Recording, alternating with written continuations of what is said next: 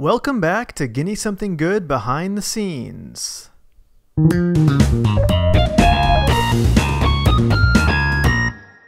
For today's episode, we'll be doing something a bit different. I'm going to be doing a director's commentary or a cartoonist's commentary on the first few Guinea Something Good comic strips.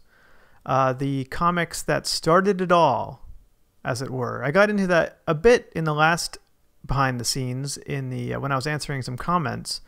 So I thought maybe it would be a good follow-up to actually take a look at some of the first few Guinea Something Good comics and talk a little bit about them. So let's get started. So the first comic we have here is called Signs. And this was the first Guinea Something Good comic strip. And you can see it's formatted in a very crude way. It's formatted sort of like Sunday Funnies with the banner image at the top, and Guinea Something Good has an exclamation point. It says, "With your pals Joe and George." And really the whole point of this comic was to be, I guess stupid would be the right word. I was just trying to be ridiculous. So Guinea Something Good, the name, was kind of the most ridiculous name I could think of at the time. I was just trying to come up with a goofy name for the series, and that seemed adequately ridiculous. And then With Your Pals Joe and George seemed equally stupid. And then and then to continue that theme, the backgrounds and the environments are sparse to non-existent, all drawn with a mouse. The word bubbles are drawn with a mouse. And of course, the only drawings are these copy-pasted images of a more realistically rendered version of Joe and George, which up until that point, if you watch the previous video, I was talking about how I had done this comic as a kid about my pets Joe and George, and they were very like stick figure type drawings, and so this had this kind of silly combination of more realistic drawings with very sparse backgrounds. And then even in that first panel, it's like there's a question block from Mario, really just making it intentionally stupid. I think it's the best way to describe it. And this first comic strip mentions confirmation bias, which I would use again later in the first animated short, telekinesthetics. It's actually kind of out of character for Joe to be the one who mentions confirmation bias.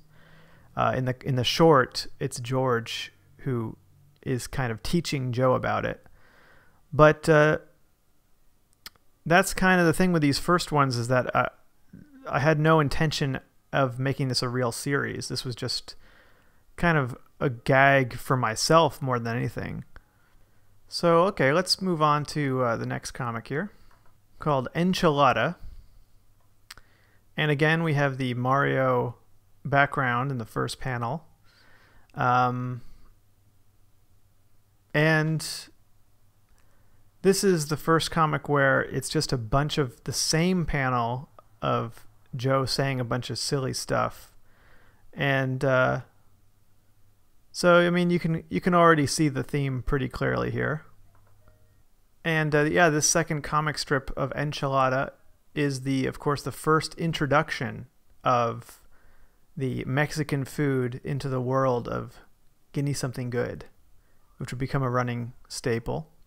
And then the third panel, or the third comic strip here, Moving Platforms, is of course a riff on the Mario-esque backgrounds and sort of a gag about moving platforms in video games. And this is maybe the first comic where Joe dies, even though he doesn't die at the end. He's in space. So this could technically be the first comic strip where Joe dies as a punchline, which would also become a theme of the comic. All right, and then let's see here.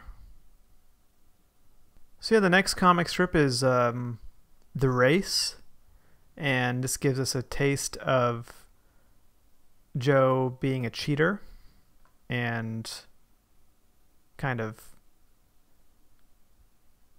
caring more about his goals than being fair or anything.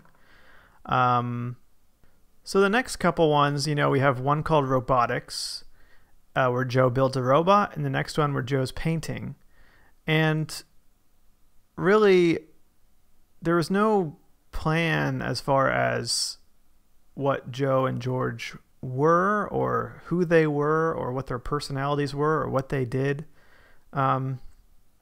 Basically, any idea I had, I would just shove into the comic strip. So there wasn't any concern as far as establishing their characters. And in these earlier comics, a lot of times Joe and George's dialogue could be kind of swapped, and you wouldn't be able to tell because they didn't really have their own personalities. And in the beginning, I actually wanted it to be confusing as to who said what and why. I thought it would be funny if they didn't have distinct personalities.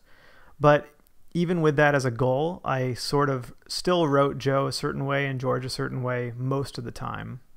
And then here we have Cliff Curiosity, which is the second comic strip where the punchline is basically Joe dying, even though we don't actually see him die, but we can anticipate that's what's going to happen.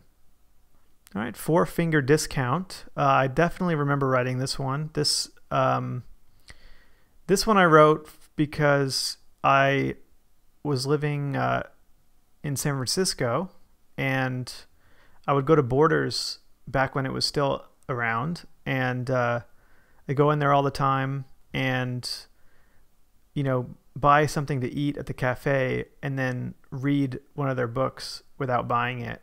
And I felt like that was an okay arrangement because at least I was paying for the food, but I did feel kind of guilty that I was stealing the information from the book. So I wrote this comic strip, sort of my imaginary confrontation if someone came up to me and called me out on what I was doing. Of course, I also threw in that he didn't patronize the cafe because in my mind that was the only justification I had. But yeah, unfortunately, no more Borders. So I guess people like me maybe put it out of business, although it's probably more of the Kindle and such. Okay, so the next one's Grocery Shopping Adventures, and this is the first one that I have that I still had the original Flash file, so I could export it to any size I wanted. Those first few ones I only had the web files, so they're pretty low resolution. Bus Stop. Yeah, this one I was living in San Francisco. That's where, you know, when I was living there, that's when I came up with this series. And I would take the bus and I had both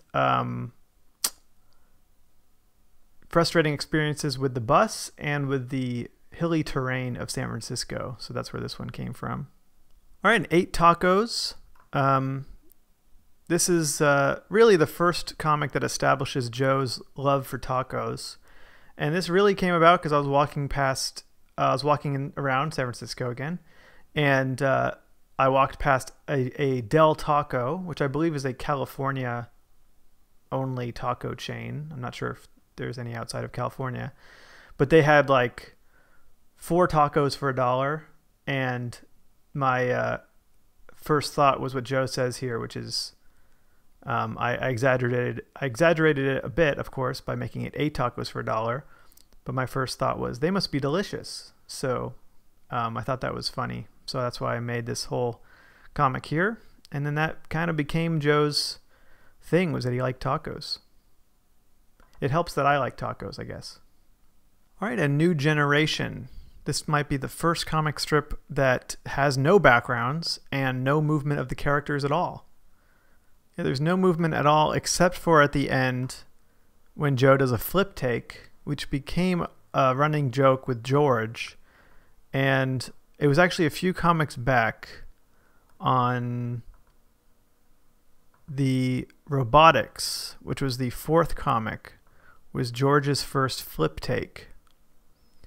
And a flip take is an old device that they used to use in newspaper comic strips, where someone would say the punchline and the other character would flip off panels or flip off the panel and often leave their shoes behind.